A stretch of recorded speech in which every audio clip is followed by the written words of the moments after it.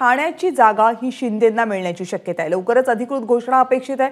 ठाणे लोकसभा मतदारसंघामध्ये दणदणीत विजयाची शिंदेंनी नेतृत्वाला हमी दिली आहे। भाजप जनता पक्ष भारतीय जनता पक्ष ठाणे लोकसभा मतदारसंघावरून दावा सोडायला तयार असल्याची माहिती। महायुतीमध्ये जे जागा वाटप सुरू आहे त्यामध्ये जे कळीचे मुद्दे बनलेले आहेत, ज्या कळीच्या जागा बनलेल्या आहेत त्यामधली एक जागा आहे ठाणे लोकसभा मतदारसंघाची। 2019 मध्ये शिवसेनेने ही जागा जिंकली होती।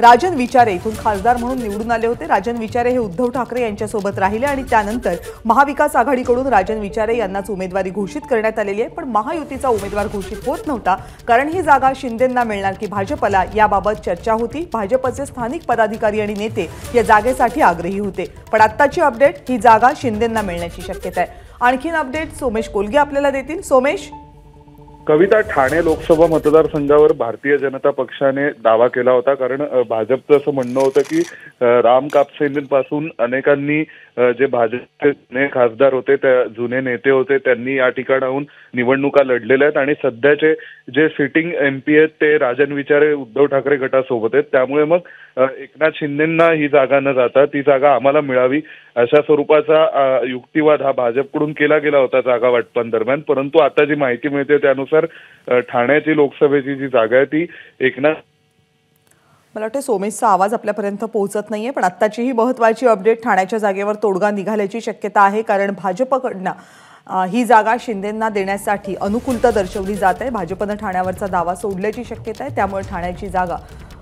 एकनाथ शिंदे यांना मिळू शकते।